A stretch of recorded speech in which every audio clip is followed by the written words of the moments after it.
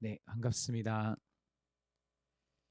우리 지난 시간에 이어서 이제 가르침 시대, 신약 성경의 그 책들을 조금 꼼꼼히 바라보는 이 가르침 시대 이제 2부를 보도록 하겠습니다.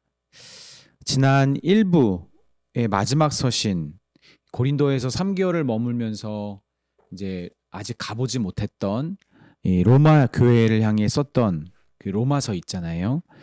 그렇게 로마 교회에 편지를 썼던 바울은 자유의 몸이 아닌 묶인 몸, 메인 몸으로 이제 로마에 도착하게 됩니다. 그리고 그렇게 가택 연금된 상태에서 2년의 그 시간 동안 자기가 목양했던 교회들 또는 동역자들에게 편지를 쓰게 됩니다. 이것이 4편의 옥중 서신과 그리고 3편의 목회 서신입니다. 그래서 우리가 잘 아는 것처럼 에베소서와 빌립보서, 골로새서, 빌레몬서가 이제 옥중 서신이고요. 그리고 디모데전서, 디모데후서, 디도서가 이제 목회 서신입니다. 우선 바울은 2년 동안 이제 자기의 재판만을 기다리고 있지는 않았습니다. 사도행전의 마지막 구절처럼 그는 하나님 나라를 전파하며 주 예수 그리스도에 관한 모든 것을 그를 찾아오는 사람들에게 담대하게 거침없이 가르쳤습니다. 그리고 이동안 이제 바울은 성령의 감동을 받아 편지를 쓰게 된 것이죠. 잠깐 그 연대를 보면 에베소서와 빌립보서, 골로새서, 빌레몬서가 거의 같은 연도에 쓰여진 것으로 우리가 볼 수 있고, 그리고 빌립보서는 이제 위치가 다르기 때문에 마게도냐이기 때문에 따로 보내졌고, 에베소서와 그리고 골로새서와 빌레몬서는 한 번에 이제 보내졌을 것이라고 보고 있습니다. 두기고와 그리고 오네시모 편에 사도 바울이 이제 옥중서신을 한 번에 보내서 그 지역에 이제 회람할 수 있도록 했던 것이죠.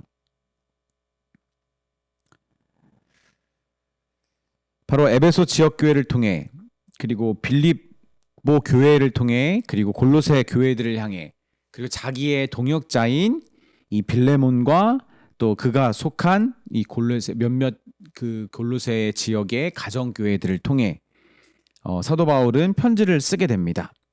바로 이때가 점점 정신이 이상해지고 있었던, 불안정해지고 있었던 네로 황제가 통치하고 있었던 시대이죠. 그래서 가장 먼저 에베소서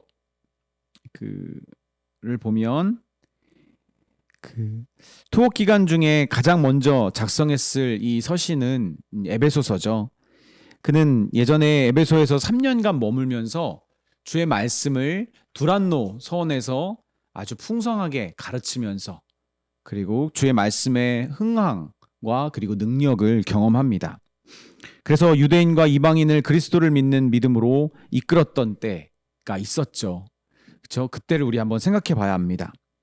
에베소 도시는 말씀의 능력과 치유의 기적을 풍성하게 경험하면서, 그리고 마술에 관련된 그런 주술에 관련된 책들을, 어마어마한 양의 책들을 버리게 되는 그런 결단도 있어서 여러 그것에 관련돼서 이제 생업을 갖고 있었던 사람들에게 미움을 받게 됐죠. 특히 아데미 신전 숭배하는 자가 아주 이제 줄었습니다. 그러나 이 젊은 교회는 거짓 가르침과 분열과 그리고 세속성이라는 이미 익숙한 유혹에 여전히 직면해 있었던 것이죠. 그래서 바울은 우리 책 316페이지에 보면 그리스도 안에 계획하신 영원한 목적을 아주 감동적으로 에베소 교인들에게 서술합니다. 그리고 그리스도 안에 나타나는 교회의 하나됨을 살아내라고 권고하는 내용이 바로 에베소서입니다. 에베소서에서 가장 중요한 문구는 제가 보기에는 그리스도 안에서, 그렇죠? In Christ입니다. 물론 에베소서 안에서는 그냥 그리스도 안에서라는 어구가 계속 반복되기도 하고, 그의 아들 안에서, 그리고 그 안에서, 그리스도를 통하여라는 말들이 계속 반복됩니다. 바울 사도는 이 모든 하늘의 신령한 복들이 그리스도 예수 안에서 우리에게 허락되었음을 강조하면서 예정과 택하심과 작정하심과 부르심, 구원하심, 그리고 죄사함, 하나 되게 하심, 통일시키심, 약속한 기업이 되게 하심, 그리고 성령으로 인치심, 이런 모든 이제 구원으로 일어나는 일들에 대해서 하나님의 구속 계획의 정중앙에 바로 예수 그리스도가 있다라는 것을 강조하고 있습니다. 그래서 316페이지 위에서 한 11번째 줄에 그 내용을 이제 저자가 다루고 있죠. 특히 가장 성숙한 신앙의 진보를 이어가고 있었던 교회가 바로 에베소 교회예요. 그래서 에베소 교회는 가장 고귀한 수준 높은 신학적인 내용들을 다루고 있습니다. 바울은 이미 신앙의 성숙의 단계로 나아가고 있기 때문에 교회 공동체가 그들이 가야 될 지점을 이제 거침없이 바울은 이야기할 수 있었던 것이죠. 그래서 에베소서의 첫 번째 하이라이트는 그들이 가야 되는 지점을 구하는 바울의 기도문에 있습니다. 그게 이제 에베소서 1장 15절부터 23절의 말씀인데, 이로 말미암아 주 안에서, 주 예수 안에서, 같은 표현이죠. 너희 믿음과 모든 성도를 향한 사랑을 나도 듣고 너희가 성숙해지고 있다라는 것을, 신앙의 진보를 이루고 있다는 것을 내가 듣고 내가 기도할 때 기억하며 너희로 말미암아 감사하기를 그치지 아니하고, 그리고 이제 기도의 내용을 시작합니다. 우리 주 예수 그리스도의 하나님 영광의 아버지께서 지혜와 계시의 영을 너희에게 주사 하나님을 알게 하시고 너희의 마음의 눈을 밝히사 그의 부르심의 소망이 무엇이며 성도 안의 기업의 영광의 풍성함이 무엇이며 그의 힘의 위력으로 역사하심을 따라 믿는 우리에게 베푸신 능력의 지극히 크심이 어떠한 것을 너희가 알게 하시기를 구하노라. 그의 능력이 그리스도 안에서 역사하사 죽은 자들 가운데서 다시 살리시고 하늘에서 자기 오른편에 앉으사 모든 통치와 권세와 능력과 주권과 이 세상뿐 아니라 오는 세상에 일컫는 모든 이름 위에 뛰어나게 하시고 또 만물을 그의 발 아래 복종하게 하시고 그를 만물 위에 교회의 머리로 삼으셨느니라. 교회는 그의 몸이니 만물 안에서 만물을 충만하게 하시는 이의 충만함이니라. 여러분, 이 기도문을 보기만 해도 와, 이 내용이 뭔가 말이 되게 어렵고 깊다라는 것을 알 수 있잖아요. 여러분, 누군가에게 이런 기도를 누가 무슨 이유로 해주겠습니까? 여러분, 초보 단계에 있는 사람, 그런 교회에게는 이런 기도가 필요가 없습니다. 그냥 당장 믿음 잃지 않도록 잘 모이도록 이런 기도를 하겠죠. 이 에베소 교회의 수준을 사도 바울은 높이 평가하고 있는 겁니다. 그래서 이 기도 끝에 바로 머리 되시는 그리스도의 몸을 이루고 있는 하나님의 백성, 교회에 대하여 가르쳐주고 있잖아요. 그래서 교회는 허물과 죄로 죽었던 사람들이 하나님의 자비하심으로 그리스도 예수 안에서 선한 일을 위하여 예비되고 지음받은 자들을 말하죠. 그게 바로 교회입니다. 특별히 에베소서가 보여주고 있는 교회에 있어서 중요한 점은 그리스도의 몸일 뿐만 아니라 그리스도 예수 안에서 그리스도의 피로 이방인과 유대인들이 다 하나 되게 하셨다. 그래서 둘이 한 성령 안에서 하나님 아버지께 나아감을 얻었다. 그래서 머리 대신 그리스도와 한 몸을 이루어 하나 된 가족, 여기 안에는 바로 이방인과 유대인이 섞여 있는 것이죠. 여기서 사도가 이야기하는 교회는 바로 성령 안에서 하나님이 거하실 것이고 성도들은 그리스도 예수 안에서 함께 지어져 가는 것이 바로 교회라는 것입니다.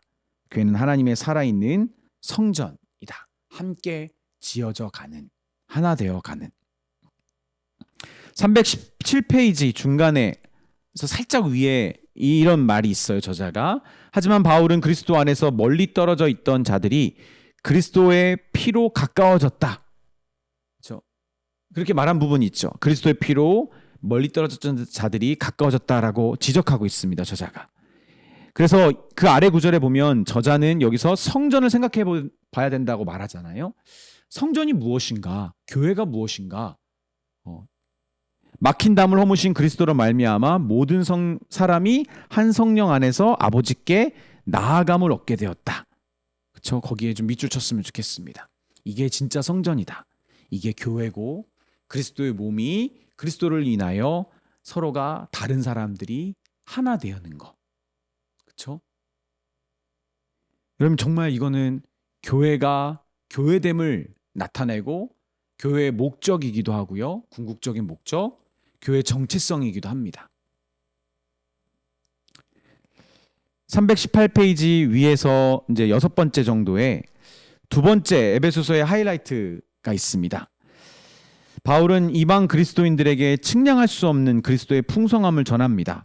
그리고 모든 민족에게 하나님 속에 감춰져 있던 비밀의 경륜이 무엇인지까지 알려주려고 합니다.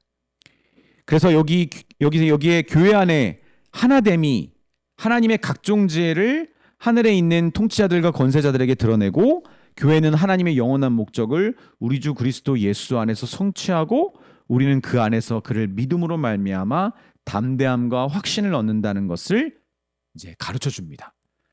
자, 그냥 개인 신앙을 넘어 교회됨의 가장 그 궁극적인 목적, 하나님의 목적, 하나님이 우리를 교회로 묶으시고 교회로 하시고자 하시는 일이 무엇인지를 이제 보여주려고 하는, 이 가르쳐 주려고 하는 구절이 바로 이제 에베소에 담겨 있는 거죠. 에베소서에. 그렇죠? 고린도 교회는 이 정도까지 가지 못했던 것 같아요. 네, 여기까지 지금 얘기할 단계가 아닐 수도 있겠죠. 그래서 교회는 하나님의 영원한 목적, 우리 주 예수 그리스도 안에서 그 목적을 성취합니다. 그리고 믿음으로 말미암아 교회에서 담대함과 확신을 얻는다는 것, 교회 안에서. 네, 그것을 우리에게 가르쳐주고 있는 것이죠. 그래서 에베소 교인들에게 교회를 향한 하나님의 놀라운 비전과 뜻을 전합니다. 하나님의 신비가 어디서 밝혀지죠? 교회에서. 교회를 통해 하나님의 신비를 밝혀줍니다. 그리고 다시금 에베소 교회를 위해서 기도하잖아요. 그게 바로 이 구절입니다. 이러므로 내가 하늘과 땅에 있는 각 족속에게 이름을 주신 아버지 앞에 무릎 꿇고 비노니 그의 영광의 풍성함을 따라 그의 성령으로 말미암아 너희 속사람을 능력으로 강건하게 하시오며 믿음으로 말미암아 그리스도께서 너희 마음에 계시게 하시옵고 사랑 가운데서 뿌리가 박히고 터가 굳어져서 능히 모든 성도와 함께 지식이 넘치는 그리스도의 사랑을 알고 그 너비와 길이와 높이와 깊이가 어떠함을 깨달아 하나님의 충만하신 것으로 너희에게 충만하게 하시기를 구하노라. 우리 가운데서 역사하시는 능력대로 우리가 구하거나 생각하는 모든 것에 더 넘치도록 능히 하실 이에게 교회 안에서와 그리스도 안에서 영광이 대대로 영원 무궁하기를 원하노라. 아멘. 네. 교회에서 우리가 교회를 이루며 서로가 하나됨을 이루는 것, 그리스도 안에서 다른 우리들이 하나됨을 이루는 것. 여러분 그것에 그 하나님이 하시고자 하는 뜻은요, 우리가 생각하는 수준을 넘어서 있는 것이죠. 그러니까 그거는 정말 초자연적인 것이고, 그리고 하나님의 구원의 궁극적인 목적이라는 것을 우리는 알 수 있습니다. 하나님이 영광 받으시는. 그래서 그냥 작은 노력, 교회 안에서 우리가 서로 하나 되기 위해서 하는 작은 노력도 절대로 작은 것이 아닙니다. 319페이지 위에서 6번째 줄 정도에 그래서 성도와 교회는 부르심을 받은 자리에서 합당하게 행해야 되는 것입니다. 사랑 가운데서 서로 용납하고 성령이 하나 되게 하신 것을 어떻게 해야 되죠? 힘써 지키라. 여러분 이것이 얼마나 중요한 권면인지를 그 전에 사도 바울이 쭉 얘기한 것을 따라서 가보면 알 수 있는 것이죠. 성령이 이미 하나 되게 하신 것을 힘써 지키는 것은 교회에서 어떻게 보면 영혼 구원 그 이상의 사역보다 더 중요한 것이라는 겁니다. 마치 부부가 아내도 아이들도 낳고 부부가 어떤 선한 일들을 이루고 그런 것도 중요하지만 부부가 한 몸을 이루어서 서로 가장 소중한 내 뼈 중에 뼈요 살 중에 살이라고 고백할 수 있는 하나됨의 사랑을 이루는 것이 가장 중요한 것처럼 교회가 그렇다라는 것이죠. 에베소의 결론입니다. 321페이지 보면 정리하면 그리스도 안에서의 하나됨, 그렇죠? 그리스도를 통해 그리스도를 안에서 그리고 그리스도를 위하여 하나 되는 것이 에베소의 주제입니다.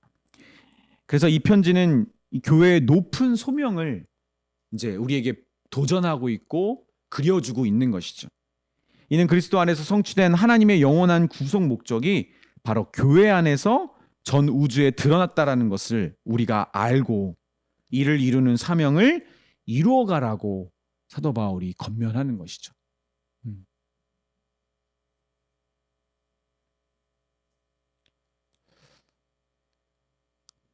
두 번째 우리 빌립보서입니다. 322페이지. 두 번째 선교여행 때 자신의 뜻대로 이 소아시아나 북부 갈라디아가 아니라 이 성령님이 마게도냐로 강제로 이렇게 인도하셨잖아요. 그때 처음 방문했던 빌립보 도시에서 자색 옷감 장수였던 루디아를 만납니다. 루디아를 통해 또 세운 교회가 바로 이 빌립보 교회들이죠. 이 루디아는 유럽의 첫 회심자가 되었고 유럽의 첫 교회를 세웠습니다. 그때 세워진 빌립보 교회는 계속 바울과 사역에 있어서 동역자가 됩니다. 다른 교회들도 바울과 사이가 좋은 교회도 있었지만 빌립보 교회가 가장 끈끈했던 것 같아요. 사역에 있어서 서로 계속 주고받았고 도움을 나눴고 사역의 상황들을 같이 이렇게 나누면서 협력을 해왔던 것 같습니다. 다른 것보다 일을 같이 하면 여러분 찐찐이 되잖아요. 특히 종종 재정적으로 바울을 틈틈이 빌립보 교회는 후원을 했던 것 같습니다.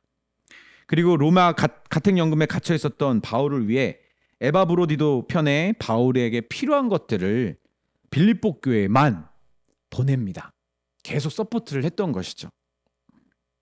따라서 바울은 빌립보 교회를 향한 감사함이 가득 담긴 편지를 빌립보 교인들에게 보내는 것이죠. 비록 그가 매여 있는 몸이지만 이 빌립보 교인들이 여전히 복음에 참여하고 있어서 바울의 편지에는 뭐가 가득했죠? 두 글자인데 뭐가 가죠? 기쁨. 빌립보서의 가장 주목할 만한 단어잖아요. 기쁨이 가득했던 거예요. 바울은. 그렇죠? 그리스도 안에서 내가 누리는 기쁨, 내가 어떻게 되든지 복음이 전달되는 것에 대한 기쁨, 내가 섬기고 내가 사랑하는 빌립보 교회가 여전히 주의 일에 힘쓰고 있고 지극히 작은 자이지만 매여 있는 이 바울을 위해 아낌없는 지지와 후원을 멈추지 않고 있는 빌립보에 대한 기쁨. 그렇죠?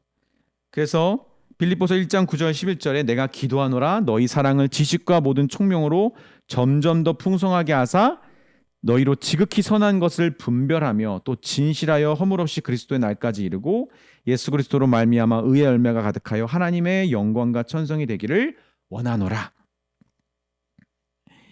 바울의 기쁨으로 기도했다라는 것을 우리는 알 수 있습니다. 323페이지를 보면 바울은 자기가 최근에 처했던 상황을 이 동역교회인 빌립보 교회에게 자세히 알려줬습니다. 그리고 오히려 자기가 수감된 것이 이 복음의 진보에 오히려 도움이 되었고 그리고 자기는 오히려 이것을 기뻐한다고 말합니다. 그리고 그들 이 빌립보 교회의 바울을 향한 기도와 예수 그리스도의 성령의 도우심이 그를 지켜줄 거라는 확신이 있다고 자기가 이야기합니다. 그래서 어떻게 말하냐면 내가 살든지 죽든지 어떤 일에도 부끄러움 없이 내 몸을 통해 예수님이 존귀하게 된다면 나는 심지어 죽는 것도 유익하다라고 생각한다라고 말합니다. 바울은 그것을 동역 교회들에게 전하고 있습니다. 왜 이 얘기를 하는 것이죠? 주님의 일을 하는 동역자들에게 주의 일을 하는 자들의 본보기가 되어주고 있는 것이죠. 323페이지에서 324페이지 넘어가는 그 324페이지 첫 줄에 그 내용이 있습니다. 그래서 그들 역시 빌립보 교회 역시 바울처럼 복음에 합당하게 살면서 이 고난도 받는 이 믿음의 싸움이 자신처럼 그들에게도 있을 것을 권면합니다. 너희들이 정말 주의 일을 계속 힘쓴다 보면 나처럼 이 고난의 싸움, 이 고난의 문제가 반드시 올 것이다. 그래서 그것을 너희들도 나처럼 이런 고백을 했으면 좋겠다.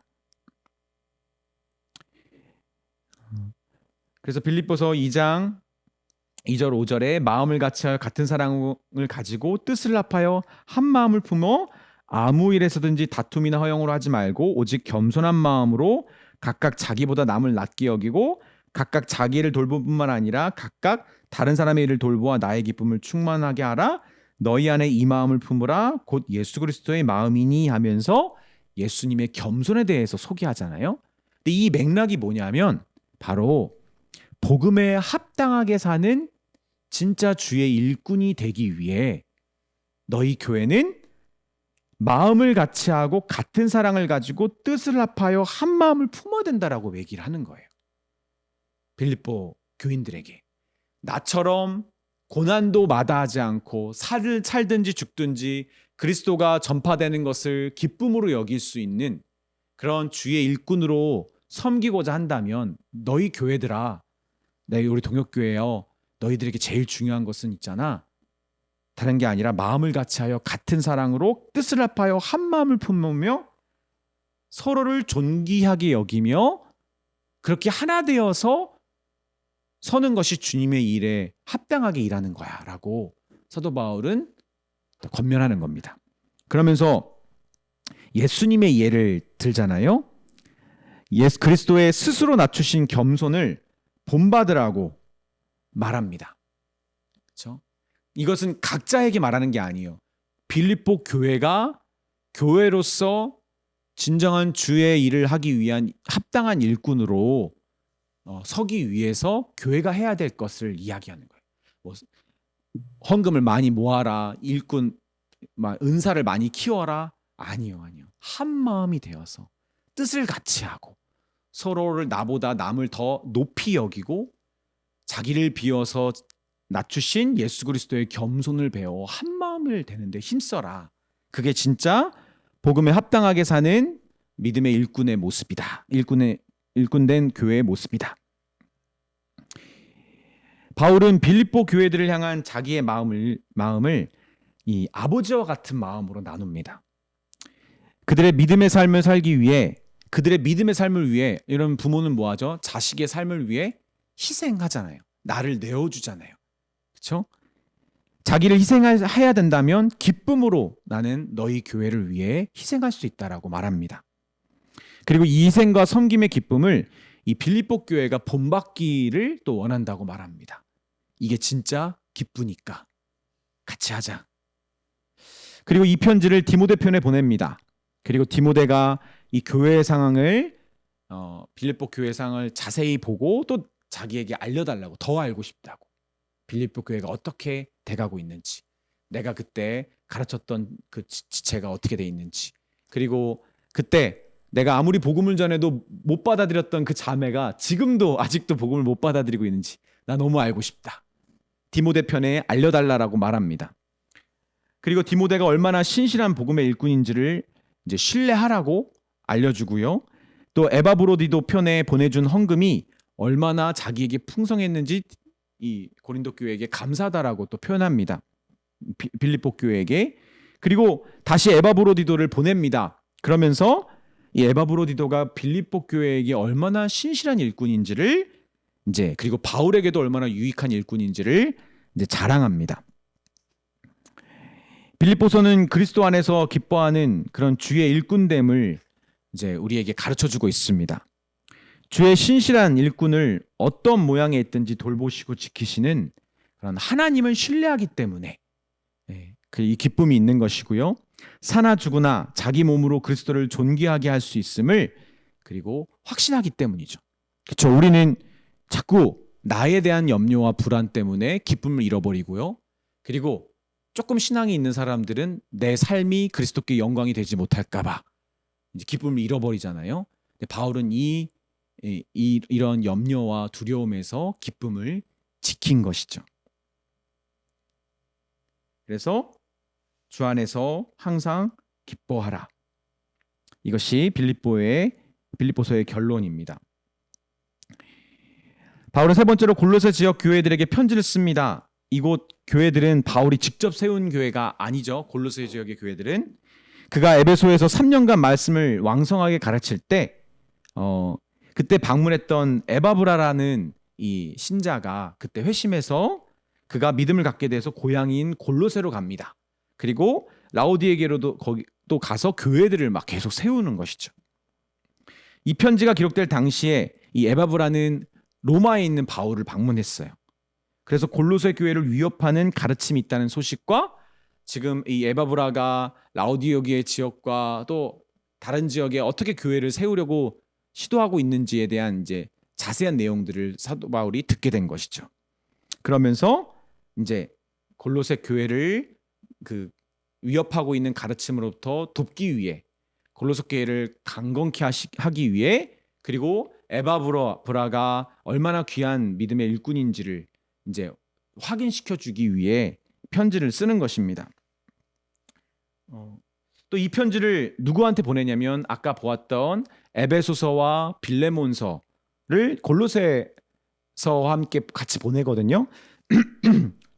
두기고 편에 보내면서 또 빌레몬과 해결해야 될 문제가 있었던 오네시모도 같이 이 편지들을 들고 가게 합니다. 328페이지를 보면 바울은 사도의 권위로 디모데와 함께 이 편지를 쓰면서 이 교회를 먼저 세웠던 에바브라가 그들을 위한 그리스도의 신실한 일꾼인 것을 말합니다. 그리고 바울 및 그 디모데가 그와 소통하면서 에바브라와 소통하면서 그리고 서로를 위해 기도하는 동역 관계에 있다라는 것을 골로새 교회에게 이제 확인시켜 줍니다. 그리고 그들이 섬기는 예수님의 창조주 되심, 예수님의 창조주 되심과 그리고 교회의 머리 되심과 교회를 향한 뜻을 먼저 전합니다. 이것은 아마 예수님의 하나님 되심에 대한 가르침의 위협이 있었을 거라고 보는 것이죠. 그래서 예수님을 완전한 창조주로 골로새서에서 놀랍게 선언하잖아요. 이 세상 모든 만물이 예수님을 위해 예수님 안에서 예수님 때문에 지어졌다라고 바울이 정확하게 못 박지 않습니까? 이게 이제 바울이 강조하는 부분인 것이죠. 그리고 그들이 배운 이 믿음 안에 그들이 거해야 되고 그리고 그 터 위에 굳게 서서 복음의 소망에서 흔들리지 말 것을 사도 바울은 골로새 교회들에게 말합니다. 특히 바울과 직접적인 관계가 없었던 교회잖아요. 그렇죠? 교회들이잖아요. 그래서 사도 바울 자기의 사도로서의 직분과 책임 그리고 역할을 밝히면서 골로새 교인들이 이 사도 바울이 어떤 사명으로 사도로서 섬기고 있는지를 그들이 알기를 바랍니다. 330페이지 두 번째 문단을 보면 무엇보다 세상 초등학문을 따르고 떠나지 못하는 것을 사도 바울은 좀 꾸짖습니다. 그리고 그리스도와 함께 다시 살리심을 받았다면 위의 것을 찾고 땅에 있는 지체들의 소욕을 죽이라고 명령합니다. 이것도 이제 골로새 교회들의 문제였던 것이죠. 그렇죠? 초등학문을 따르고 그리고 땅에 있는 지체들의 소욕, 땅에 있는 문제들, 이 땅의 일들에 대한 많은 염려와 걱정과 문제들이 교회 안에서 자꾸만 다뤄졌던 것이죠. 옛사람의 옷을 벗어 던지고 그리스도의 형상을 따라 새로 지으심을 받은 자답게 살 것을 사도 바울은 말합니다. 그래서 사도 바울이 어떤 사람인지를 보여주고 본보기로 보여주고 믿는 자들은 그리스도 안에서 새로운 정체성을 입고 새 옷을 입어야 된다라고 강조하는 것입니다. 이 부분에 대한 정확한 가르침이 골로새 교회들에게 필요했던 것이죠. 그래서 골로새 교회의 이 강조점은 그리스도 안에서의 새로운 삶입니다. 그리고 또 마지막 이 옥중서신의 빌레몬서가 있습니다. 333페이지 보면 바울이 편지를 이렇게 써서 하나 더 써서 보내고 두기고 편에 보내는데 이 에베소서와 골로새서와 함께 보낼 때 골로새에 있는 빌레몬이라고 하는 바울의 동역자에게 쓴 편지입니다. 그러나 편지 서두에 바울은 분명히 단순히 빌레몬에게만 이 편지를 쓴 게 아니었어요. 그렇죠? 이 빌레몬은 어떤 문제로 썼냐면 로마에 갇혀 있었던 바울이 오네시모라는 빌레몬의 옛 종을 만납니다. 근데 알고 보니까 오네시모가 도망친 거였어요. 빌레몬에게서. 그리고 바울은 오네시모에게 복음을 전했고요. 왜냐하면 로마에서는 그 주인을 버리고 종이 도망치면 사형입니다. 그러니까 사실은 죽음의 위협에 있었던 그 범죄자와 같은 오네시모를 사도 바울은 회심하게 했고 복음을 전했고, 그리고 복음을 전하는 복음의 일꾼이 되도록 오네시모를 성장시킵니다. 근데 과거에 자기가 저지른 죄에 대한 회복이 필요했기 때문에, 그래서 그리스도 안에서 새로운 삶을 얻은 사람답게 살 수 있도록 그를 온전히 회복시키고자 빌레몬과의 문제를 해결하도록 오네시모를 보내는 것이죠. 그리고 그를 위해 바울은 편지를 써줍니다. 이 편지는 빌레몬뿐만 아니라 자매였던 아비아 그리고 아키포, 그리고 그들이 속한 교회에 쓰는 편지라고 정확하게 얘기합니다. 개인적인 편지이기도 하지만 동시에 교회가 돌아봐야 되는, 빌레몬만의 문제가 아니라 빌레몬이 속한 교회도 이 문제에 상처를 받았거나 빌레몬의 개인의 문제지만 이거의 해결을 위해서 아마 교회도 같이 기도하고 있었을 가능성이 높습니다. 그렇지 않다 할지라도 바울은 이것을 교회의 문제로 보았다는 것을 우리는 주목해 볼 필요가 있습니다.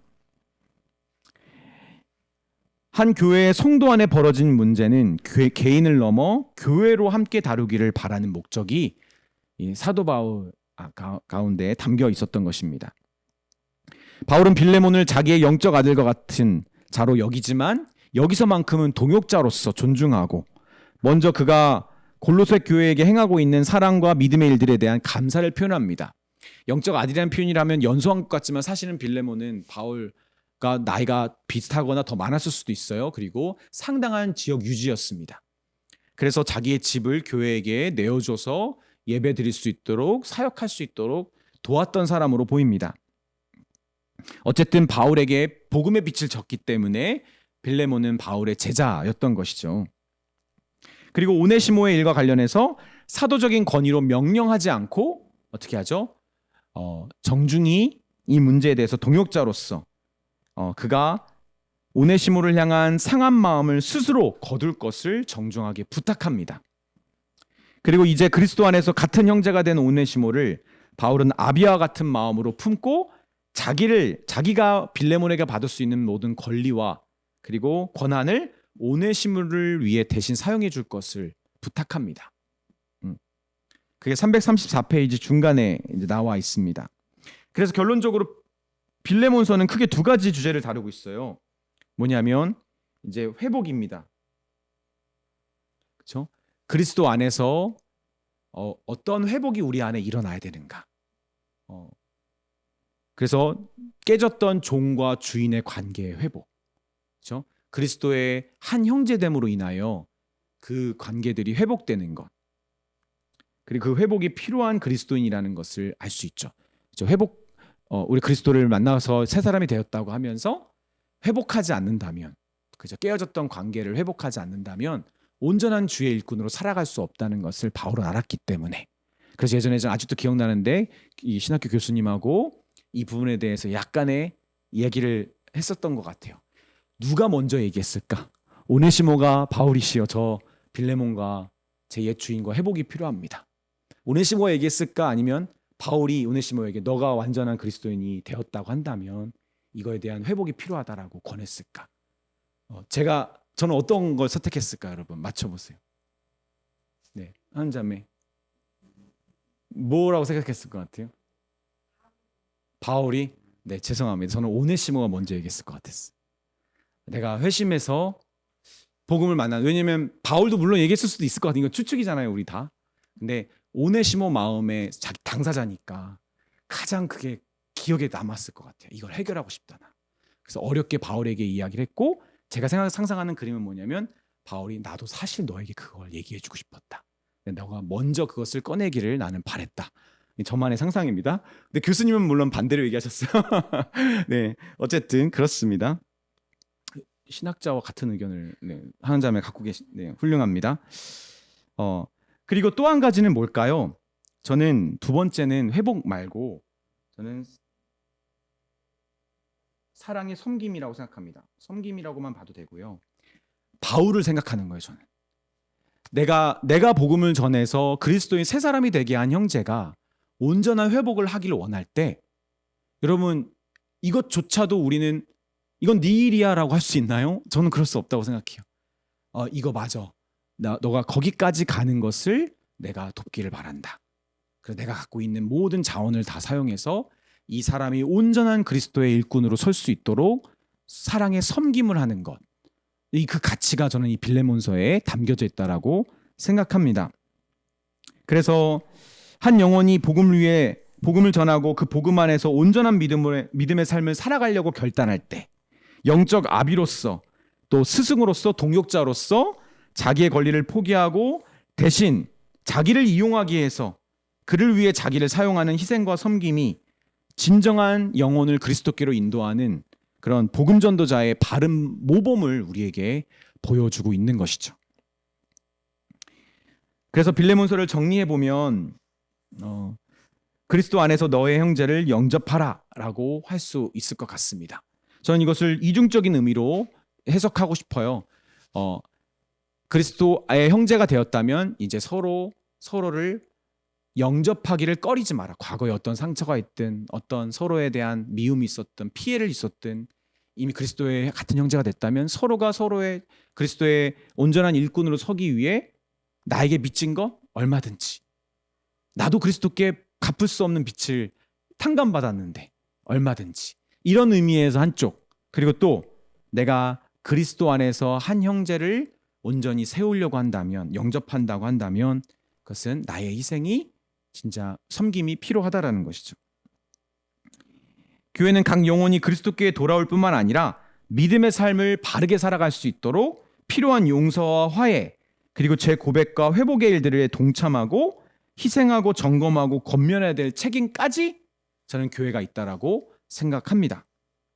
그 빌레몬서가 주는 이 내용을 교회가 알게 되었을 때, 그쵸, 교회도 이 편지를 받았잖아요. 빌레몬 얼마나 압박을 받았을까? 교회 온성들이 바울이 이렇게 얘기했는데 여기서 빌레몬이 고집 부릴 수 있었을까요? 나 이거 못해. 나 오네시모만 생각해도 나 아직도 열불나. 못할 거예요. 교회가 계속 주목하고 있을 거예요. 이 사람이 정말 진실한 믿음의 사람인지를 부담스러워서라도 용서를 해줄 거예요, 아마. 네. 그 다음 이제 바울의 목회 서신입니다. 디모데전서와 디도서와 디모데후서, 이렇게 세 편이 목회 서신인데, 아마도 이제 초대교회 자료들을 따르면 이 바울이 2년 동안 이제 가택연금에 있다가 로마에서 재판을 받았던 걸로 보고 있습니다. 받아서 풀려났는데 그때 디모데전서와 그리고 디도서를 바울이 작성합니다. 근데 바울이 다시 로마로 재투옥돼서 서바나에서 사역을 하다가 다시 재투옥돼서 이제 마지막 자기의 얼마 남지 않은 시간을 두고 디모데후서를 기록한 것으로 보고 있습니다.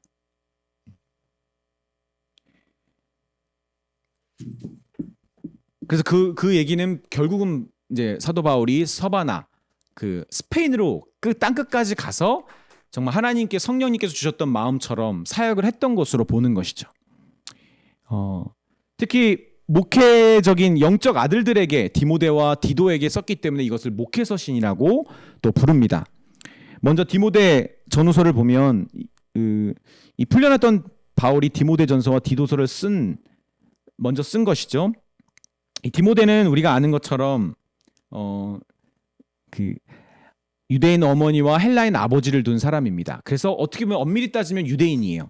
근데 온전한 유대인이라고 볼 수 없었죠. 그때는 그 할례를 받지 않았었기 때문에. 이미 교회 성도들에게 디모데는 어렸을 때부터 널리 알려져 있었고 칭찬을 받고 있는 사람이었고요. 바울의 선교팀에 합류하게 됩니다. 그리고 연수했음에도 데살로니가와 고린도와 빌립보에서 막중한 선교 사역의 임무를 감당하고 잘 해냅니다. 그리고 바울의 입술을 통해 이 디모데와 같은 일꾼이 없다라고 말하고요. 자기와 같은 이 복음을 위해 수고한 신실한 일꾼인 것을 사도 바울은 이제 인정합니다. 디모데를. 그래서 디모데는 바울의 편지 13편 중에서 6편이나 공동 저자로 이제 등장합니다. 고린도후서와 빌립보서, 골로새서, 데살로니가전서, 데살로니가후서, 그리고 빌레몬서까지 이렇게 공동 저자로 되어 있습니다. 337페이지 맨 위에를 보시면 바울은 이 광범위한 에베소 교회의 전권을 디모데에게 맡깁니다. 그리고 처음으로 편지를 보내서 그런 중요한 임무를 신실하게 담당하도록 권면합니다. 근데 이 서신은 디모데 전서라고 되어 있지만 여러분, 디모데 개인에게 주는 편지가 사실 아닙니다. 개인 서신이 아니라 교회들에게 회람되는 서신이기 때문에 교회 성도들도 이 내용을 통해 어떻게 바른 일꾼을 세워야 되는지를 배우고 그들이 바로 알아야 되는 성도됨과 그런 성도의 기준을 되찾게 되는 그런 권면을 주는 거라고 봐야 합니다. 무엇보다 바울은 교회의 다른 교훈을 가르치지도 못하도록, 교회의 다른 교훈들이 틈타지 못하도록 디모데를 이제 보낸 거예요. 에베소 교회에다가.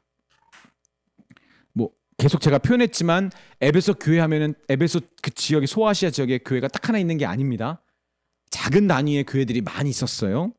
에베소 교회는 12명의 바울의 제자들이 장로로서 교회를 다스렸을 가능성이 되게 높잖아요. 그래서 밀레도에서 잠깐 바울이 예루살렘 가기 전에 만나서 설교하고 권면하고 이렇게 마지막 인사를 했던 것처럼 최소 12개 이상의 교회들이 있었겠죠. 근데 거기를 이제 전체 돌보는 역할을 디모데가 했었던 것이죠. 몇몇 사람이 헛된 말을 빠져서 율법의 선생이 되려는 시도가 있었고, 또 이런 것들을 막기 위해서 오직 복음의 목적이 정결하게 된 마음과 새롭게 된 양심, 그리스도를 믿는 신실한 믿음에서 나오는 사랑인 것을 이 디모데가 가르칠 수 있도록 바울이 권면한 것이죠. 그래서 337페이지 아래에서 9번째 줄이 그 내용입니다. 337페이지 아래에서 9번째 줄. 맨 밑에부터 9번째 위로 올라가면, 또한 바울은 디모데에게 질서 있게 예배하고 교회를 다스릴 것을 지도할 것을 권합니다. 그리고 개인의 경건함에 대해서 교회 지도자가 갖춰야 되는 덕목, 가장 중요한 덕목이죠.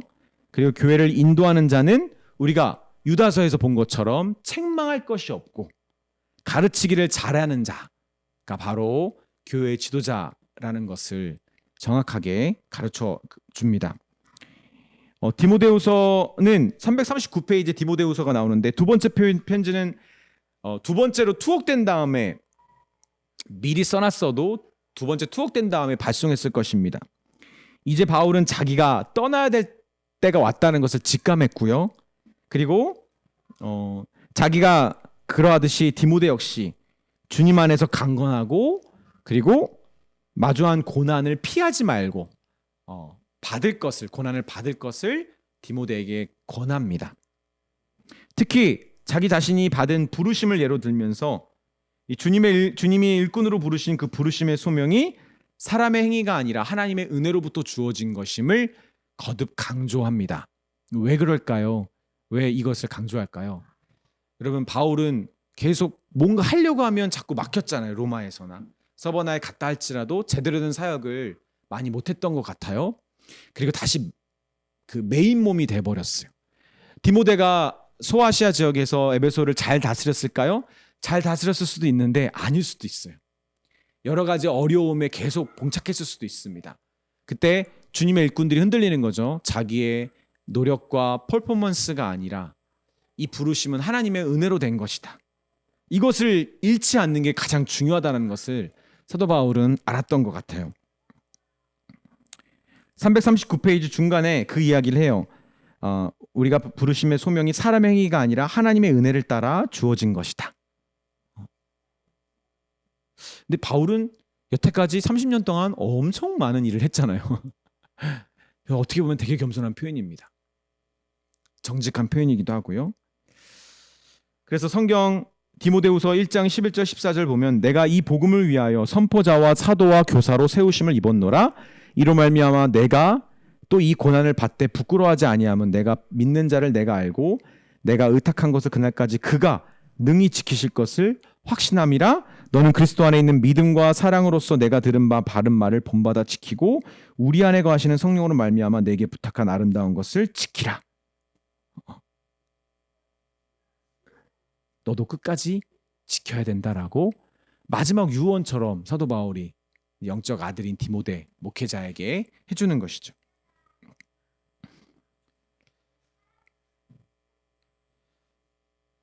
디모데가 바울을 통해 받았던 아름다운 것들을 그대로 행하고 그리스도의 군사답게 굳건한 마음으로 배운 것을 다른 일꾼들에게 가르쳐 행하고 마땅한 고난을 피하지 말 것을 가르치는 것입니다. 339페이지 맨 밑에서 세 번째 줄을 보면 바울은 디모데가 자신을 하나님께 이렇게 드리기를 바라고 있어요. 디모데후서 2장 15절의 내용인데 진리의 말씀을 옳게 분별하여 부끄러울 것 없는 일꾼으로 인정된 자로 서라. 진리의 말씀을 옳게 분별해서 부끄러움 없는 일꾼으로 서라. 왜 그렇죠? 바울은 이 디모데가 싸우는 영적 싸움이 크다는 것을 압니다. 말세에 경건의 모양은 있지만 경건의 능력이 없는 사람들, 그리고 목회 사역자들을 대적하는 자들 가운데 그가 배우고 확신한 일에 거할 수 있어야 되기 때문에 그렇죠. 그래서 말씀을 옳게 분별해야만 이런 영적 싸움에서 너가 지지 않을 수 있다. 그리고 가장 좋은 비결 하나를 알려줍니다. 뭐죠? 말씀 안에 거하는 것. 그래서 디모데후서 3장 15절부터 17절까지 아주 유명한 말씀이죠. 또 어려서부터 성경을 알았나니 성경은 너로 하여금 그리스도 예수 안에 있는 믿음으로 말미암아 구원에 이르는 지혜가 있게 하느니라. 모든 성경은 하나님의 감동으로 된 것으로 교훈과 책망과 바르게 함과 의로 교육하기에 유익하니 이는 하나님의 사람으로 온전하게 하며 모든 선한 일을 행할 능력을 갖추게 하려 함이라. 그래서 말씀 안에 너가 꼭 붙어서 진리를 옳게 분별해야 경건의 능력, 모양은 있지만 경건의 능력은 없는 자를 꾸짖고 그리고 대적하는 자들을 막고 교회를 헛된 가르침으로부터 지킬 수 있다. 340페이지의 내용입니다. 마지막으로 바울은 자기의 소명이 이제 끝날 때가 왔음을 밝힙니다. 그리고 디모데 역시 자신처럼 믿음의 선한 싸움을 끝까지 지켜낼 것을 마지막으로 권면합니다. 정리하면 바울은 디모데의 목양을 받을 교회 성도들에게 그리스도의 말씀을 전하는 사람답게 구비되어 끝까지 완주할 것을 권하고 있는 것입니다. 그리스도의 말씀을 전하라. 그리스도의 말씀을 전하는 사람답게 살라. 분별하라 진리를. 그렇게 우리가 디모데 전후서를 우리가 볼 수 있을 것 같습니다. 마지막 디도서입니다. 341페이지. 디모데와 다르게 디도는 이방인이었어요. 근데 바울에게 디도의 존재가 되게 중요했던 것은 바울은 이방인의 사도였잖아요.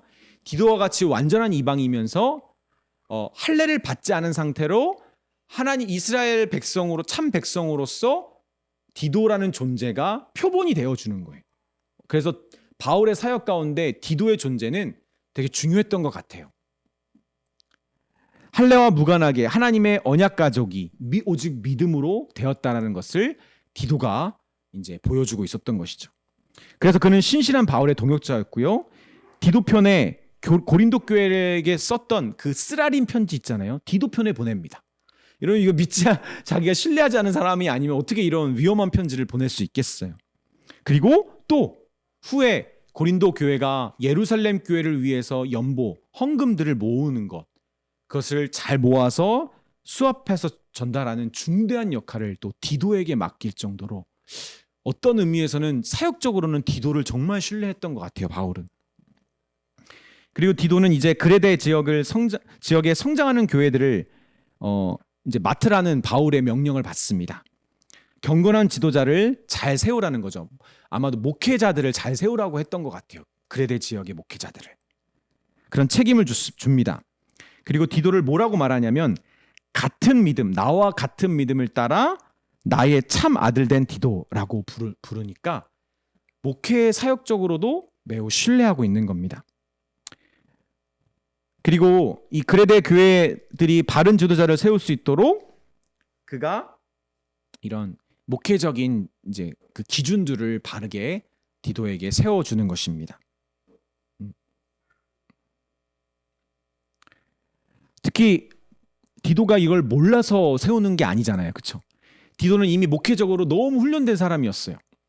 근데 어떤 사람이 신실한 목회자인지 신실한 주의 일꾼인지 디도가 모르는 게 아닌데, 바울이 지금 하려고 하는 건 뭐냐면 디도의 가르침을 받고 세워질 사람들, 그 교회들이 사도 바울과 디도가 똑같은 기준을 갖고 있구나라는 것을 보여주면서 신뢰를 주려고 하는 거예요. 디도의 가르침에 그에게 힘을 실어주려고 하는 거예요. 그쪽에 조금 더 이 편지의 포커스가 있는 것 같습니다.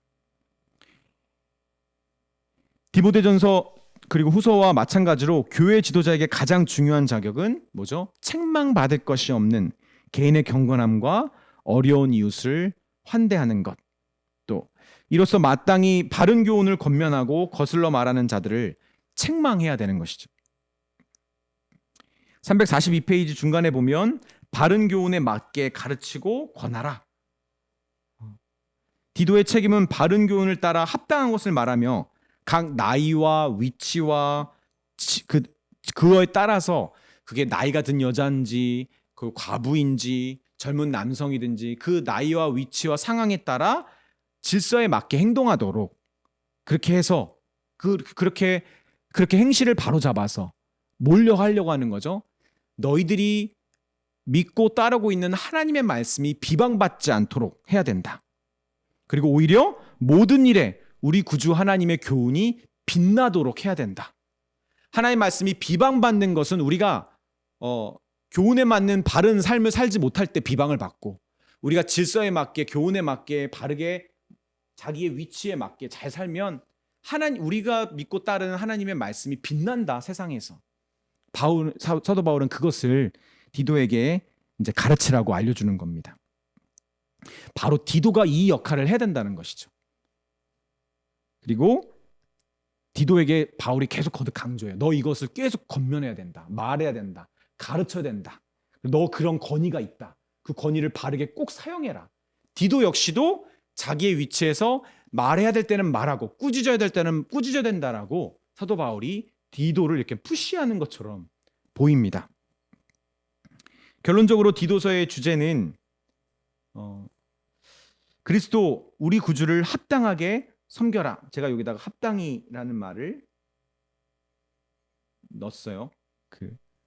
자신에게 부여된 위치에서 하나님의 교훈의 말씀을 따라 때와 사람에 맞게 가르치고 권하고 지키는 것이, 그가 먼저는 디도가 그리고 다른 주의 일꾼들 그리고 우리들도 주를 바르게 섬기는 길이기 때문에 그리스도 우리 구주를 합당히 섬기는 것, 자기의 위치에 맞게, 우리가 배운 교훈에 맞게, 나이와 때에 맞게 그것을 우리 디도서가 가르쳐주고 있는 것 같습니다. 저는 이제 가르친 시대 두 번째 시간을 이제 준비하면서 한 가지 이제 기도 이제 제목으로 여러분과 공유하고 싶은 것은 바울이 얼마나 제한되어 있었어요, 그렇죠? 이렇게 감옥에 갇혀 있었고, 어쩌면 우리가 진짜 한 달만 집에 갇혀 있어도 우리가 잘했던 것들을 약간 버벅거리게 되고 감각이 떨어지는데, 바울은 그렇게 매여 있는 상황 속에서도 단순히 교회 사역뿐만 아니라 하나님 나라의 일들에 대한 영적 감각이 계속 돌고 있었던 것 같아요. 활성화되어 있었던 것 같아요. 그래서 저는 생각해 봅니다. 얼마나 하나님 중심으로 이 사람이 꽉 차 있었다면, 이 사람을 이렇게 묶어 넣었다 할지라도 여전히 그는 믿음으로 상황을 바라보고 복음의 일들을 믿음으로 생각하고 믿음으로 권면할 수 있구나. 그렇죠? 그 사람은 아무리 가둬둔다 하더라도 그 사람은 가둬질 수가 없는 거예요. 저는 이런 사도 바울의 모습을 보면서 우리도 그런 사람이 되고 싶다. 이 사람을 아무리 팔다리를 잘라놔도, 이 사람을 돈으로 막 억압해도, 이 사람을 건강으로 옥죄어놔도 이 사람은 복음의 사람으로서 언제나 어느 때나 그 사람을 막을 수가 없는, 언제나 믿음으로 바라보니까 누가 막을 수 있겠어요? 믿음으로 행하는 사람을. 네, 우리 모두가 그런 주님의 일꾼 되길 바랍니다. 물론 사도 바울과 비교하면 우리가 비교가 되냐? 저는 어떤 면에서는 왜 안 되는데라고 얘기하고 싶어요. 어떻게 보면 사도 바울이 우리보다 더 불안한 모습과 불완전한 어려움도 많았습니다. 우리 또한 복음의 사람으로서 성령의 사람으로서 아무리 우리를 억제하려고 하더라도 멈출 수 없는 막을 수 없는 이제 믿음의 사람, 믿음의 일들을 해나가는 사람이 되기를 바라는 마음으로 잠깐 기도했으면 좋겠습니다. 우리 시간 잠깐 기도하겠습니다.